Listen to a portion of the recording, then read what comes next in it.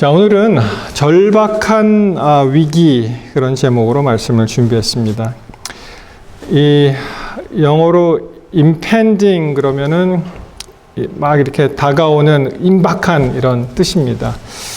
그러한 위기에 관해서 한번 살펴보도록 하겠습니다. 먼저 시편 19편 7절에 있는 7절과 8절에 있는 말씀을 읽어드립니다.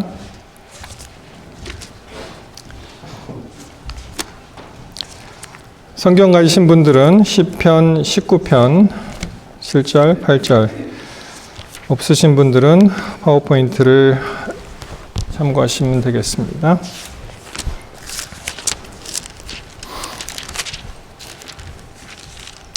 자, 여기에 이제 율법에 관해서 좋은 말씀을 하셨습니다. 여기 보시면은 여호와의 율법은 완전하여 영혼을 소생케 하고 여호와의 증거는 확실하여 우둔한 자로 지혜롭게 하며. 8절 여호와의 교훈은 정직하여 마음을 기쁘게 하고 여호와의 계명은 순결하여 계명을 눈을 밝게 하도다. 예, 아무리 강조해도 지나치지 않는 율법에 관한 말씀을 드렸는데요. 자, 작게 얘기하면은 10계명이라고 생각하실 수도 있지만, 쉽게 말씀드릴 수 있는 것은 하나님께서 하라고 하신 모든 명령을 이제 율법이다, 이렇게 생각하시면 좋겠습니다. 여러분, 임박한 위기, 우리가 대쟁투 총서 중에 마지막 권 각 시대의 대쟁투를 보시면 거기 그 36장에 아주 자세히 잘 나와 있습니다. 한번 시간 내셔서 꼭 한번 읽어보시기 바라는데요. 여러분, 지금 말세라고 하죠. 말세, 세상 마지막이다, 말세라고 하는데 언제부터가 말세입니까? 성경적으로 언제부터가 말세죠? 말세다. 제가 중학교 다닐 때 70년대입니다. 참 세상 말세야 그랬더니 어른들이 막 웃으시더라고요. 중학생이 그런 소리 한다고. 언제부터 말세입니까? 세상 끝이. 1844년이요. 그죠? 성경적으로 보시면 그가 내게 이르되 2300주야까지니 그때 성소가 정결함을 입으리라 하였느니라. 더 이상 없습니다. 예언이 이 이후에는. 그렇기 때문에 우리가 배우신 대로 1844년 우리가 배우기는 어떻게 배우셨어요? 예수님이 하늘 성소에서 봉사를 마치시고 이제 지성소로 들어가셨다고 우리는 배웠습니다. 그렇기 때문에 그 이후 1845년도 될 수 있고 지금 2021년까지 왔는데 그 이후 아무 때나 어느 때든 예수님이 다시 나오실 수 있기 때문에 우리를 구원하시러 재림하실 수 있기 때문에 성경상으로 말세는 1844년 이후라고 보시면 좋겠습니다. 자, 그러면 이 말세에 관한 성경절이 많이 있죠. 많이 있는데 그 중에 우리 잘 아시는 디모데후서 3장에 있는 말씀을 한번 보시겠습니다. 말세를 이렇게 이야기를 합니다. 성경은 내가 이것을 알라. 말세에 고통하는 때가 이르리니, 말세에 사람들이 고통을 받는다고 했어요. 그렇죠? 사람들은 자기를 사랑하며 돈을 사랑하며 자긍하며 교만하며 회방하며 부모를 거역하며 감사치 아니하며 거룩하지 아니하며 무정하며 원통함을 풀지 아니하며 참소하며 절제하지 못하며 사나우며 선한 것을 좋아 아니하며 배반하여 팔며 조급하며 자고하며 쾌락을 사랑하기를 하나님 사랑하는 것보다 더하며 경건의 모양은 있으나 경건의 능력은 부인하는 자니. 그 다음에 권면의 말씀이죠. 이 같은 자들에게서 내가 돌아서라. 여러분, 현재 그 신문에 나오는 모든 참 복잡하고 뭐 죄송합니다. 지저분한 이야기들이 다 이 말세의 어떠한 그 경우를 설명한다고 봅니다. 이 성경절을 3장 1절부터 5절까지 이제 자세히 보시면은 특별히 사랑한다는 말이 나오는데요. 요약하면 이렇게 됩니다. 자기를 사랑하고요. 돈을 사랑하고요. 그리고 쾌락을 사랑한다. 그래서 이 세 가지를 이제 생각을 하시면은 자기를 사랑하는 것, 뭐 명예도 될 수 있겠죠. 모든 어떠한 그 사건, 사고가 현대에서는 돈하고 관련이 되어 있습니다. 돈. 그렇죠? 돈을 사랑하고, 그 다음에 쾌락을 사랑합니다. 한번 즐기고 가자는 것입니다. 하나님보다 더 사랑하기 때문에 이제 우상이 되는 것입니다. 그래서 이 자기 사랑이 돈 사랑, 쾌락 사랑, 모든 것이 이제 자기 중심으로 와서 우리가 참 죄를 짓게 되고 여러 가지로 하나님을 떠나게 되는 그런 말씀이라고 우리가 읽을 수 있습니다.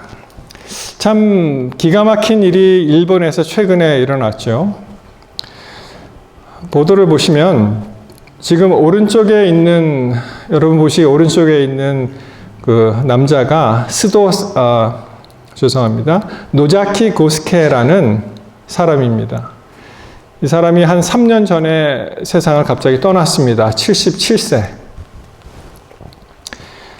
그런데 여러분 그 77세 먹은 그 나이 드신 분에 비해서 왼쪽에 있는 여인은 좀 어떻게 좀 젊어 보입니까? 이 여자가 누군지 아세요? 애인이요? 예, 맞습니다. 이 여자가 55세 연하의 부인입니다. 부인. 이 여자가 스도 사키라는 사람인데 3년 전이니까 22살에 결혼을 한 거예요. 그런데 참 말씀드리기 민망하지만 결혼한 지 3개월 만에 남자가 갑자기 사망을 합니다. 근데 뭐 외부에서 들어온 흔적도 없고 뭐 이렇다 할 뭐 상처도 없고 갑자기 죽은 거예요. 그래서 이제 미궁으로 빠졌다가 결국에는 부인이었던 이 스도 사키가 이제 용의자가 되어서 이제 체포가 되는 그런 좀 이렇게 말씀드리기도 거북한 그런 이야기가 있었습니다. 이분은요, 이 77세, 그러니까 3년 전이니까 74세쯤 결혼했겠죠?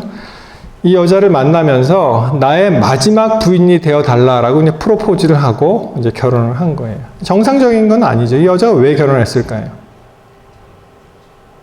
이 사람이 돈이 엄청 많은 사람이었습니다. 이분이 이제 책을 썼는데요. 이 돈 후앙, 잘 모르시죠? 이 17세기의 스페인 전설에 나오는 아주 유명한 바람둥이입니다. 그래서 살고 있는 이 기슈의 돈 후앙이라고 알려진 사람인데, 여기 보시면은 기슈 돈 후앙. 여기 보시면은 미녀 사천인에게 30억 원을 산 남자다. 그러니까 이 사람의 목표는 뭐냐면은요, 돈을 잔뜩 벌어서 여자랑 노는 게 취미 생활입니다. 그래서 보니까 미녀하고 놀기 위해서 4,000명에게 30억엔, 일본 돈으로 30억엔을 썼더랬는데 이것이 하나로 환산하면 306억 원이 되고요. 30억엔을 US 달러로 계산을 해보니까 27 million dollars, 2,700만 불을 그냥 쓴 거예요. 그냥. 참 그런 일이 있었습니다. 자기 사랑, 돈 사랑, 쾌락. 딱 그렇게 요약이 되죠. 자, 이렇게 사회 현상이 나타난다면 우리가 그 말세에 또 어떤 일이 있습니까? 이런 사회 현상 말고 천연재해를 통해서 어떤 일이 있을까요? 마태복음 13장 8절에 보시면 민족이 민족을 나라가 나라를 대적하여 일어나겠고, 여러분 그 대쟁투 36장에 보시면은 사단이 전쟁을 이용한다고 되어 있습니다. 가장 좋아하는 거래요. 사람을 갑자기 파멸시키기 위해서. 지금 뭐 다 한국을 떠나셔서 미국에 살고 계시기 때문에 어떻게 보면은 우리가 더 불안하죠. 한국 사람들은 아주 태평합니다. 전쟁 나면 뭐 피나는 못 가, 이제 그냥 이러다 죽는 거지. 그렇게 얘기해요, 친구들이. 근데 미국에 살면서 한국을 바라보니까 너무너무 불안한 거예요. 그렇죠? 항상 북핵을 이구삽니다. 그리고 언제 어떻게 제2의 6.25 사변이 나올지 모르죠. 지금 제일 문제가 되는 것은 국제 정세를 살펴보면 대만하고 중국의 관계 같아요. 양안 문제라고 하죠. 대만 해협 사이에 두고. 그래서 미국이 중국이 이제 제2의 강자로 부상하는 것을 정치학자들은 이렇게 얘기합니다. 여러분, 미국이 지금 패권국인데 슈퍼파워인데 1등짜리는 누구랑 싸울까요? 3등하고 4등하고 안 싸운대요. 1등짜리는 2등하고 싸우는데 자기 패권을 넘겨받기 위해서 이제 노력하는 중국이죠. 2등하고만 싸우는데 그분 얘기가 뭐냐면은, 그러면은 이게 기존 그 학설이 이제 패권이 평화적으로 이양은 된 적이 한 번도 없대요. 이게 전쟁을 통해서 이양이 되는데, 그러면은 전쟁이 필시 있을 것인데, 여러분 2등짜리가 1등하고 맞먹을 정도로 그렇게 힘을 키울 때까지 기다렸다가 안 되겠네 그리고 싸우겠습니까? 아니면은 아예 쉽게 제압할 수 있을 때 싸우겠습니까? 그죠? 그러니까 이게 굉장히 임박했다는 거죠.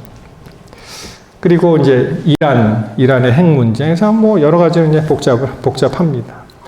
그 다음에 처처에 지진이 있으며, 여러분 지진이 일어나면은 기근이 일어나죠. 왜냐하면은 이제 농산물이 망치게 되니까. 이는 재난의 시작이다. 끝이 아니고 시작이에요. 전쟁, 지진, 기근, 그리고 재난으로 이어집니다. 자, 비슷한 말씀 누가복음 21장 11절에 보시면 처처의 큰 지진과 기근과 온역이 있겠다고 말씀하십니다. 마찬가지죠. 이게 순서를 한번 보세요. 지진이 일어납니다. 그러면 어떻게 돼요? 농사가 이제 망치게 되니까 기근이, 먹을 게 없어지니까 기근이 일어나죠.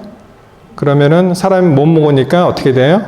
온역, 전염병이 퍼지는 것입니다. 또 무서운 일과 하늘로서 큰 징조들이 있으리라. 앞으로 어떤 일이 더 어떻게 일어날지 아무도 몰라요. 그렇죠? 이 경고를 그렇게 하셨습니다. 자, 아까 말씀드린 그 각 시대 대쟁투 36장, 우리 한글 번역은 뭐라고 되어 있는지 모르겠는데요. The impending conflict 이렇게 되어 있습니다. 거기에 보시면은 589페이지에 사단은 아직 준비되지 아니한 영혼들을 자기의 수확물로 거두어 들이기 위하여 뭐를 통해서 일한다고요? 천재지변을 통해서 일한다. 여러분, 많은 경우에 뭐 지진이 나거나 해일이 나거나, 우리 뭐 잘 알잖아요. 지진이 이제 수없이 나니까 이제 별로 관심도 없죠. 해일, 한 10년 전에 후쿠시마 원전 사고 아시죠?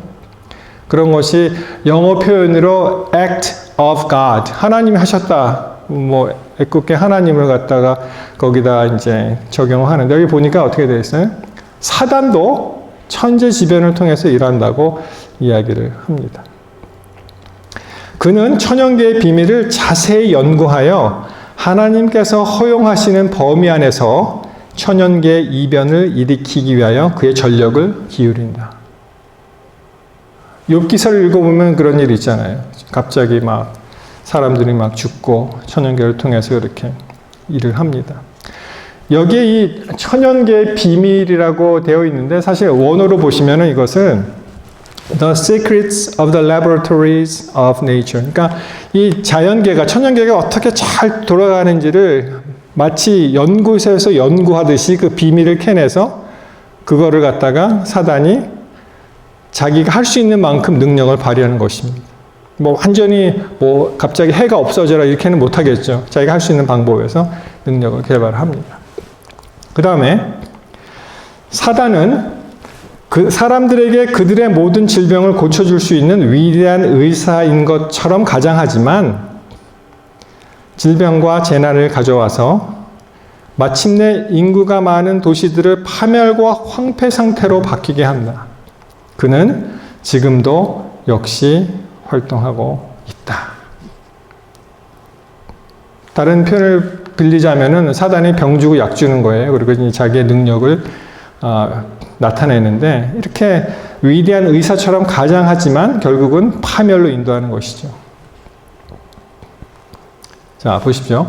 사단은 뜻하지 않은 사고, 바다와 육지에서 일어나는 재난, 큰 화재, 사나운 풍랑, 심한 우박. 이번에 미국에서 우박이 떨어졌는데 뭐 막 집을 뚫고 나왔다고 하죠. 테니스 볼만, 뭐 자동차 막 이렇게 유리창이 깨지고 성경 기사에도 보시면 우박 맞아서 사람들이 많이 죽잖아요. 자, 폭풍우, 홍수, 회오리바람, 해일, 지진 등 수많은 방법으로 각 지역에서 그의 능력을 나타내고 있다. 왜 그럴까요? 도대체 이유가 뭡니까? 하나님을 공격하기 위해서. 하나님이 하셨다 이렇게 뒤집어 씌우는 거예요. 그는 다 익은 수확물을 쓸어버림으로 기근과 불행이 뒤따르게 한다. 뭐 지금 미국에서 얼마나 먹을 게 풍부하고 물자가 풍부합니까? 그렇죠? 이 땅에 아마 기근을 경험하게 되면 아마 난리가 날 겁니다. 그것을 한 번도 경험해 보신 미국 사람들이. 좀 죄송합니다. 미국 사람들 어떻게 보면은 뭐 우리 다 미국에 살고 있고 뭐 국적으로 미국 시민이 되신 분들 많이 계시겠지만 제가 보기에 민도가 너무 낮은 것 같아요. 답답해요. 어떨 때는. 굉장히. 그래서 어떤 분이 이렇게 얘기하더라고요. 이 경찰이 이렇게 무자비하게 공권력을 휘두르는 것은 예를 들어서 한국에 가시면은 다 비슷하게 생겼잖아요. 그냥 뭐 요새는 외국인들도 많이 있지만 근데 미국은 온갖 사람들이 다 있잖아요. 피부 색깔도 다르고 그렇기 때문에 그렇게 할 수밖에 없대요. 아니면 이 나라가 유지가 안 된다고 뭐 그렇게 또 이야기하는 사람을 들었습니다. 그는 다 익은 수확물을 쓸어버림으로 기근과 불행이 뒤따르게 한다. 여러분, 제가 이 말씀드린 건 여러분에게 뭐 겁을 주거나 막 이렇게 협박하는 게 아닙니다. 절대로 그렇게 생각하지 마시고, 객관적으로 생각했을 때 우리의 신앙을 어떻게 하면은 이 위기의 시기에 다시 재정비할 수 있을까? 그것을 모티베이트 하는 것이지 어떠한 불안감을 조성하기 위해서 말씀드리는 것은 아닙니다. 그 다음에 나와 있는 말이 참 치명적이죠, 이게. 우리가 지금 겪고 있는 것입니다. 왜냐하면은 그는 사단이죠. 사단은 치명적 병독을 공중에 뿌림으로 수많은 사람들을 질병으로 죽게 한다. 이게 무슨 말입니까? Airborne disease, 그렇죠? 수많은 병독을 이 영어 표현이 그 taint라는 말을 써서 굉장히 어떻게 보면 감미롭게 들리는데 치명적 병독을 공중에 뿌림으로 수많은 사람들을 질병으로 죽게 한다. 여기서 이제 질병으로 우리 한글은 해석을 했지만 이게 영어로 보시면 pestilence예요. 이게 전염병입니다. 코로나예요. 코로나. 완전히. 이러한 일은 점점 더 빈번하고 비참해져 간다. 여러분이 코로나가 절대로 이게 끝이다 이렇게 생각하시면 안 됩니다. 이거보다 더 큰 일이 어떤 일이 일어날지 아무도 몰라요. 이 시작일 뿐입니다. 멸망이 사람과 짐승에게 똑같이 엄습한다. 땅이 슬퍼하고 쇠잔하며 세상 백성 중에 높은 자가 쇠약하며 땅이 또한 그 거민 아래서 더럽게 되었으니 이는 그들이 율법을 범하며 율례를 어기며 영원한 언약을 파였음이니라. 제가 이 구절을 보고 깜짝 놀랐습니다. 이것이 율법하고 관련이 되는 것을 화이트 부인이 이렇게 얘기를 했구나. 이사야에 있는 말씀을 인용하면서. 여러분 이걸 기억하십시오. 율법을 범하고 율례를 어겼다. 언약을 파멸하였다. 지금 인디아 상황입니다.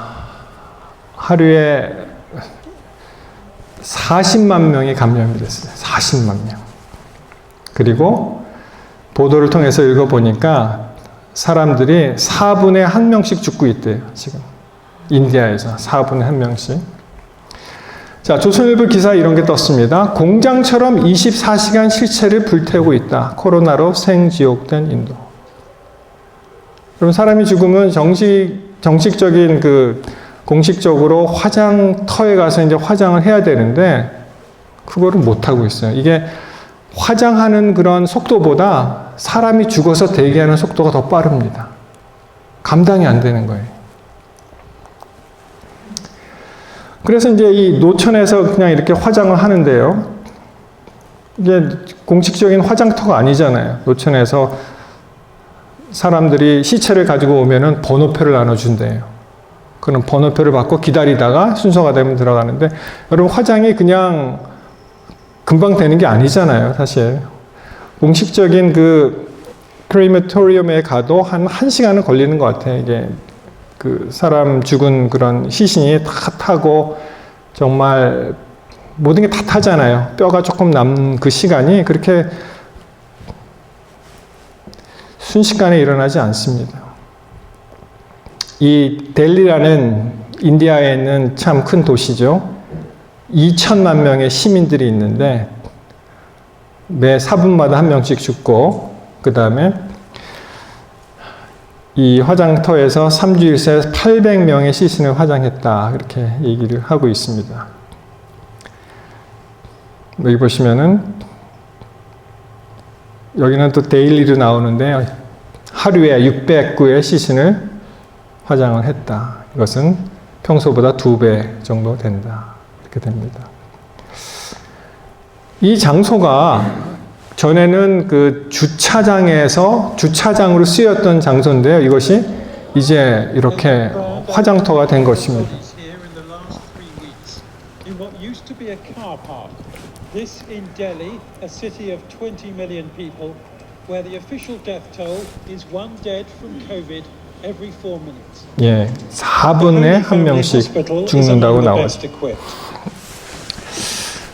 참 지금 이런 시대에 살고 있는데요. 여러분 이게 굉장히 무서운 것은 제가 아침 묵상에도 잠깐 말씀을 드렸지만은 전에 중국에서 맨 처음에 일이 일어났을 때 미국에 살면서 그냥 강 건너 구경을 했어요. 왜냐하면 전에 SARS라든지 MERS라든지 이런 게 그냥 미국에 안 오고 지나갔기 때문에. 근데 와서 완전히 소용돌이 속에 들어가지 않았습니까?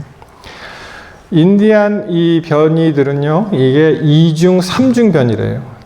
그러니까 몰라요, 아무도. 이것이 아무리 접종을 맞은 사람도 어떻게 될지 아무도 모릅니다. 이게 어느 쪽으로 이제 튈지 모르고, 지금 미국에서 5월 4일 이후에 이제 인디아에서 오는 사람들을 막는데, 그 전에 올 사람들은 다 온다는 거죠. 그러니까 이게 또 미국이 어떻게 될지 모릅니다.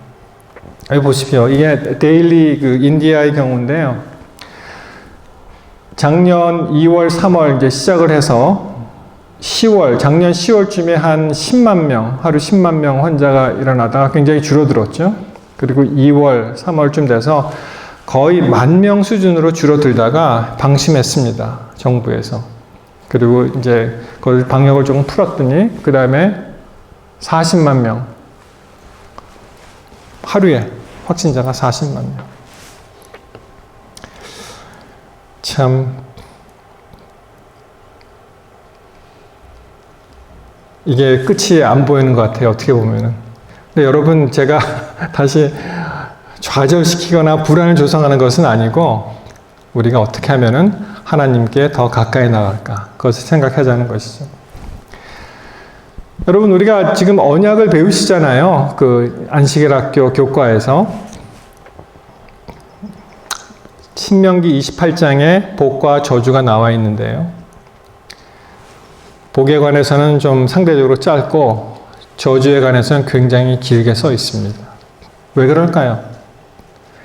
절대로 그러한 어떠한 그 나쁜 일을 경험하게 되면 안 되잖아요. 그렇기 때문에 구구절절히 아주 심각하게 그렇게 길게 쓰신 거예요. 하나님께서 우리에게 말씀을 주실 때.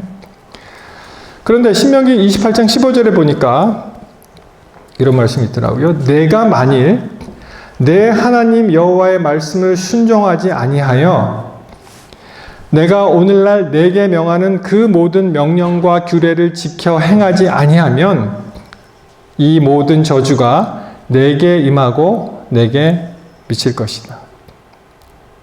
자, 하나님이 말씀하셨습니다. 말씀에 순종하라.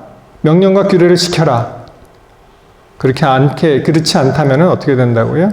이러한 모든 화가 우리에게 미칠 것인데, 그 다음 절에 보시면은 여호와께서 내 몸에 연병이 들어가게 하사 내가 들어가 얻을 땅에서 필경 너를 멸하실 것이다. 하나님의 율례와 명령과 그러한 계명이 전염병하고 관련이 있다는 것입니다. 여호와께서 폐병과 열병과 상한과 학질과 한재와 풍재와 썩는 재앙으로 너를 치시리니 이 재앙들이 너를 따라서 너를 진멸할 것이니라. 그렇게 하나님께서 말씀하셨습니다. 폐병, 영어로 보시면 wasting disease, 그 결핵을 뭐라 그러죠, 영어로? 예, TB, tuberculosis. 근데 그걸 다른 말로 consumption이라는 말도 합니다. 예, 소모하는 병. 그래서 이게 영어에서는 wasting disease라는 표현을 썼는데 이게 폐병이죠. 그리고 열병, 열이 나는 거, 상한. 이 한글 성경 그 상한이라는 말이 좀 어렵긴 한데 이것은 밖에서부터 오는 그 차가운 거, 뜨거운 거, 열, 습한 거, 조, 마른 거, 말리는 거, 이런 것들로 인해서 생기는 병인데요. 이것을 그냥 inflammation, 그냥 염증이라고 영어에서는 표현했습니다. 그리고 학질은 그 모기로부터 전염되는 건데 사실 원어에는 학질이라는 말은 없어요. 그러니까 이 상한과 학질을 같이 이제 보시면 되겠고요. 그리고 한재와 풍재와 썩는 재앙. 그러니까 가뭄이 들고 바람으로 인한 재앙. 여기서 썩는 재앙은 특별히 식물에 관해서 이야기하는 것입니다. 식물. 그래서 이제 쉬운 성경에 보시면 여호와께서 여러분에게 폐병과 열병과 염증과 무더위와 가뭄, 한재죠. 가뭄과 식물을 시들게 하고 썩게 하는 병을 보내실 것입니다. 이렇게 설명을 했습니다. 이 재앙들은 여러분이 죽을 때까지 계속될 것입니다. 이렇게 되어 있습니다.